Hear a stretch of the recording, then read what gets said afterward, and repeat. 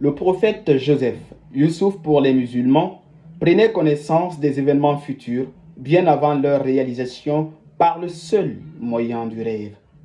La Bible rapporte dans la Genèse, verset 37, qu'un jour, Joseph a rêvé que le soleil, la lune et 11 étoiles se prosternaient devant lui. Quand il raconta le rêve à son père, ce dernier le réprimanda en ces termes. Tu t'imagines que moi, ta mère et tes frères allons nous mettre à genoux devant toi un jour? Pourtant, c'est ce qui fut fait dans les années qui suivirent. Ce témoignage de la Bible affirme lucidement qu'il est bel et bien possible d'apprendre de nos rêves. Honorable jury, le rêve étant le propre de tout humain, est une dimension de notre existence qui va au-delà de la réalité.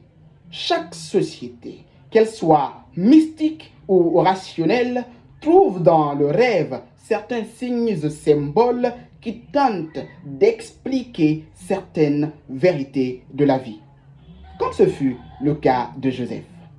En Afrique particulièrement, chaque rêve a un sens, donc un moyen d'apprentissage.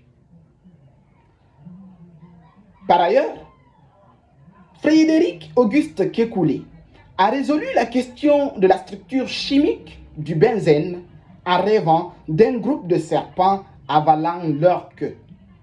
Quand le scientifique est sorti de son rêve, il s'est mis à l'évidence que la structure du benzène n'était pas donc linéaire, plutôt circulaire.